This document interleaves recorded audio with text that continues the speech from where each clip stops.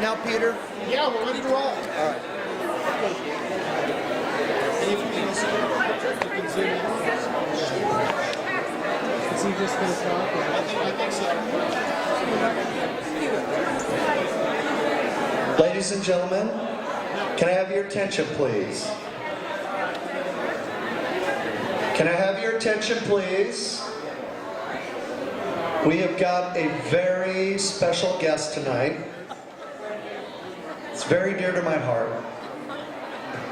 Dot Shiro is a longtime resident of Loomis and a active member in the foundation, the South Placer Heritage Foundation, and a board member for the Blue Goose Event Center.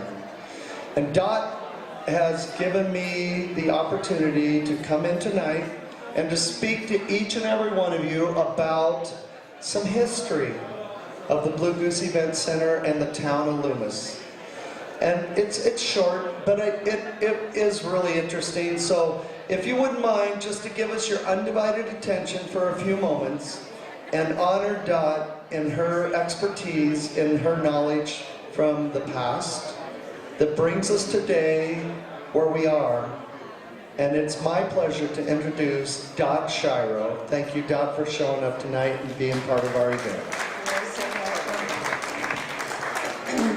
As he mentioned, I am a board member for the foundation that started this whole thing here. Back in the gold rush days, as many of you know, there were a lot of people that made living other than gold mining. And one of those groups was the fruit farmers. They planted trees in this area, and they're starting with the construction, but I'm going to give you a little background first. The farmers, when they first started their fruit orchards, they packed their fruit on their own farms. And then ultimately they decided that they wanted to get together and form cooperatives and have sheds like this where they did the packing, because it was on the railroad and they could pack in the refrigerated cars. At that time, there were other organizations that were involved, and at one time Loomis had 17, no, I'm not sure, a number of fruit sheds.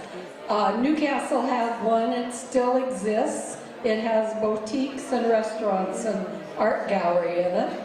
And then here on this side of town we had this shed, the old depot, and another shed. Then at the other end of town we have a high-end fruit shed, which is currently a nursery and a restaurant.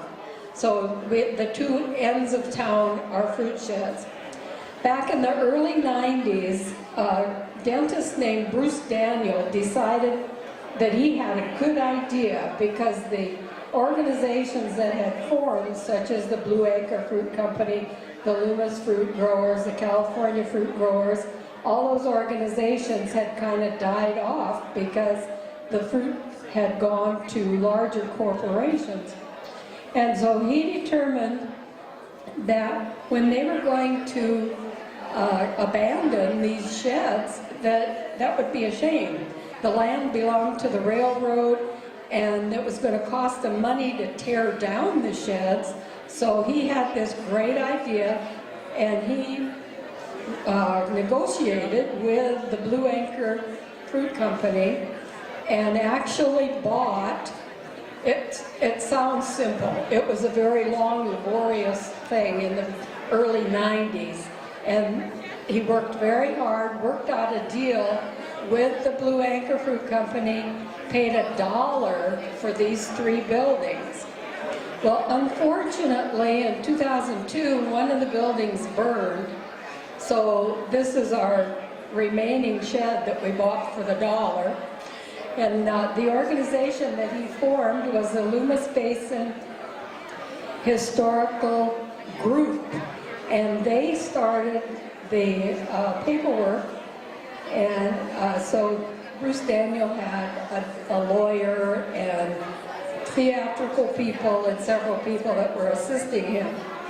And they, excuse me, they negotiated for these 3 buildings. One burned, so we're left with this building. By that time, we had incorporated and formed nonprofit status, and we were then called, and now currently called, the South Placer Heritage Foundation.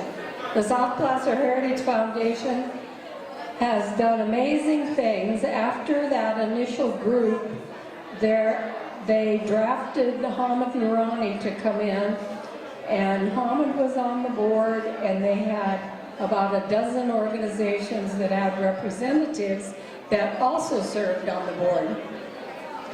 And then amazing things happened. Hamid had many, many contacts. He is your lumber dealer here. And people showed up and did amazing things. Now some of these pictures show tearing down things. We had a lot of tearing down to do. We had a lot of cleaning to do. We had people like groups from Hewlett-Packard came in and swept floors and those kinds of things. And it's just been an amazing project, and when I say amazing, it's not an exaggeration. People have shown up, offered to work, offered to pay money, offered to do labor. This was a 2-story building. We had volunteers that were, luckily, contractors, cut out this clustery so that we have more light coming into this building. This is some of the things that were going on. They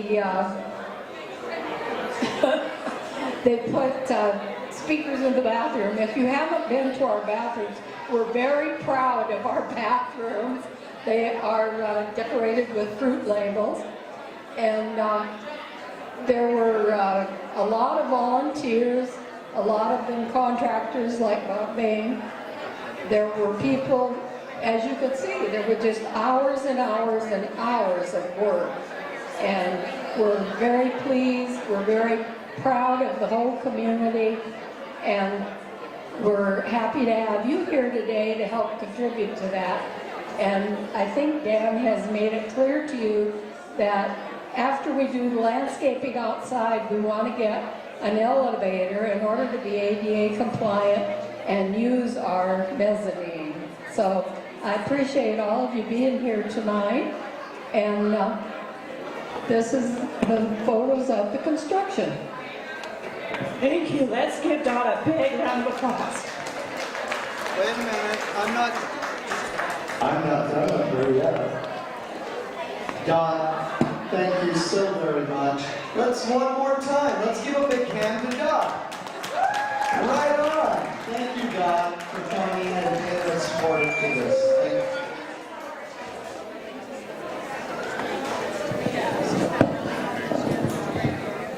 All right, what's next, Wendy?